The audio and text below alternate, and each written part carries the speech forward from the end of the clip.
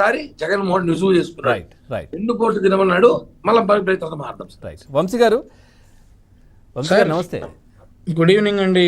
Right. రాష్ట్ర వ్యాప్తంగా రేపు నిజంగా ఒక సంబరాలు చేసుకునేటటువంటి రోజు. ప్రజలు కూడా ఆ విధంగా స్వచ్ఛందంగా సిద్ధమైనట్టుగా వార్తలు. అంటే మాకు ఏదైతే 5 సంవత్సరాల ఒక పరిపాలన, ఒక ఇబ్బందికర పరిస్థితుల నుంచి మేము బయటపడ్డాం, ఈరోజు మాకు స్వేచ్ఛా వాయువులు పీల్చుకుంటున్నటువంటి రోజు అంటూ ఏదైతే రేపటి రోజు ఏదైతే ఉందో దాన్ని ప్రజలందరూ కూడా సెలబ్రేట్ చేసుకునే మూడ్లో ఉన్నారు. సో ఈ నేపథ్యంలో ఈయనకు సెలబ్రేషన్స్ నచ్చవు కదా.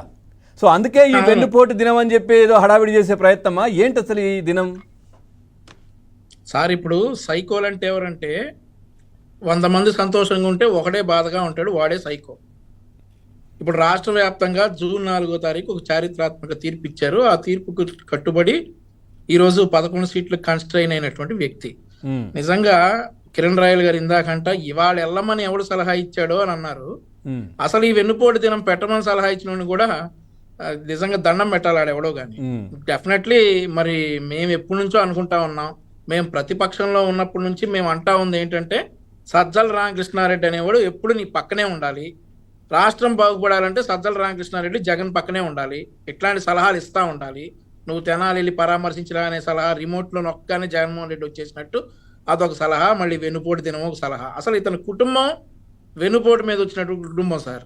జింకా వెంకట నరసయ్య అనేటటువంటి బైరెటిస్ మైన్ గని యజమానిని హత్య చేసి బీసీలకు వెన్నుపోటు పొడిచి వచ్చినటువంటి జగన్మోహన్ రెడ్డి కుటుంబం నేపథ్యం చూసుకుంటే, ఆ తర్వాత ఇతని పార్టీ ఏంటండి, ఎవరిని వెన్నుపోటు పొడిచి వచ్చింది? శివకుమార్ని వెన్నుపోటు పొడిచి అతని దగ్గర పార్టీ లాక్కుని కబ్జా చేసి ఈరోజు అతని పార్టీ వెన్నుపోటు పార్టీ.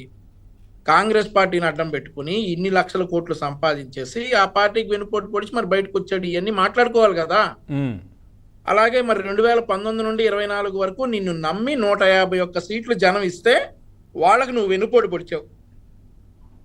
సిపిఎస్ రద్దు చేస్తానని ఉద్యోగస్తుల్ని, మద్యపాన నిషేధం చేస్తానని మహిళల్ని, నెల సంవత్సరానికి ఒక జాబ్ క్యాలెండర్ ఇస్తానని ఉద్యోగస్తులు, నిరుద్యోగస్తుల్ని అందరినీ వెన్నుపోటు పొడిచి నువ్వు అధికారంలోకి వచ్చావు. కాబట్టి జూన్ 4వ తారీఖు నీకు చారిత్రాత్మక తీర్పు. అంతెందుకు సార్, అన్న జైల్లో ఉన్నప్పుడు చెల్లి కాళ్ళు అరిగేలా మొత్తం తిరిగి బాగుంటుంది, నాకు కూడా రాజకీయంగా బాగుంటుంది అనుకుంటున్న సమయంలో ఆమెకు కూడా వెన్నుపోటు పొడిచి బయటకు గెంటేశారు కదా.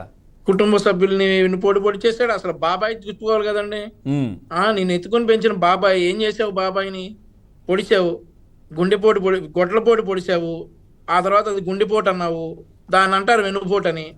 సో ఇలాంటి పోట్లన్నీ చెప్పుకుంటే ఈయన మమ్మల్ని నా వెన్నుపోటు అనేది. వెన్నుపోటు దినోత్సవం రోజు మేము అమలు చేయనటువంటి హామీలన్నింటినీ ఇతను నిలదీస్తాడట. అసలు నిజంగా చెప్పాలంటే రేపు మీకు కౌంటే కాదు, మీకు సంబంధమే లేదు కదా సార్. రేపు రిజల్ట్ వచ్చింది అంతే, ప్రభుత్వం ఫామ్ అవ్వలే అంతే కదా. అంతే, ప్రభుత్వం ఏర్పాటు చేసింది మే 12వ తారీఖు. సో అది కదా మేము ప్రభుత్వం ఏర్పాటు చేసిన రోజు అది. సో ఆ తర్వాత మేము అదే రోజు నాడు అమ్మ ఒడి ఇస్తామని చెప్తా ఉన్నాం, ఇస్తాం. ఇప్పుడు ఎలా ఉంటదంటే సార్ పవన్ గారు, మేము డిగ్రీ రోజుల్లో తెనాల్లో చదువుకునే వాళ్ళం. డిగ్రీ మా ఊరు నుండి తెనాలి వెళ్ళడానికి 20 మినిట్స్ ట్రైన్ ఎక్కేవాళ్ళం. ఆ ట్రైన్ కరెక్ట్ గా కదిలే టైంకి మేము ట్రైన్ నెట్టేసి మా వల్లే ట్రైన్ కదిలేసింది, మేము నెట్టడం వల్లే కదిలింది అని చెప్పి గొప్పలు చెప్పుకునేవాళ్ళం. అలాగే ఇక మేము ఇస్తాంరా బాబు అని డేట్ అనౌన్స్ చేసినాక మీరు ఎప్పుడు ఇస్తారు, మీరు ఇవ్వట్లేదని చెప్పి నేను ధర్నా చేస్తున్నానని చెప్పేసి ఈయన వచ్చేసి వాళ్ళు ధర్నా చేస్తాడు. ధర్నా చేశాను కాబట్టి మీరు ఇచ్చారని అంటాడు. ఈ కథలన్నీ జగన్మోహన్ రెడ్డికి సలహాలు ఇచ్చేటటువంటి సజ్జల రామకృష్ణారెడ్డి చల్లగా ఉండాలా. అంటే తెలిసిపోయింది, జగన్మోహన్ రెడ్డికి తెలిసిపోయింది వీళ్ళు సంక్షేమ పథకాలు అమలు చేయబోతున్నారు, ఒక్కొక్కటి చేస్తున్నారు. ఇప్పుడు అన్నవి అవి కూడా చేస్తా ఉన్నారు కాబట్టి ఏదో ఒక మాట వేస్తే నా వల్లే చేసిర్రు అన్నట్టుగా.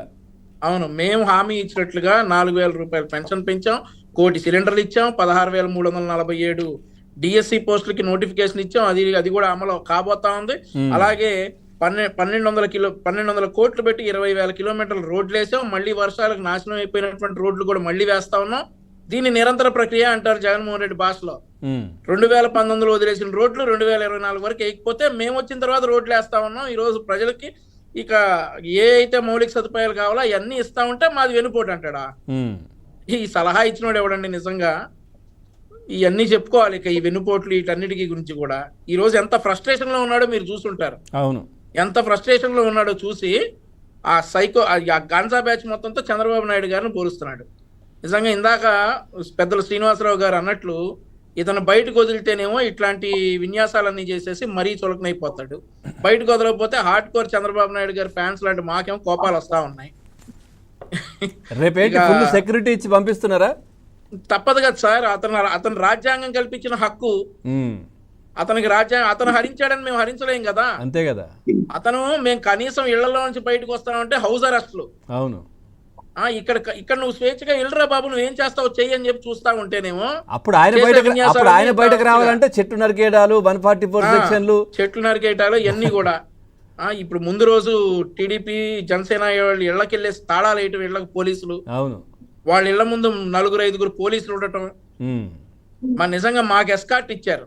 4-5 పోలీసులు కానిస్టేబుల్స్ మా ఇళ్ల ముందు ఉంటామంటే ముందు మొదట్లో అమ్మో వీళ్ళు ఏదో తప్పు చేశారని అనుకునేవాళ్ళు. అవును.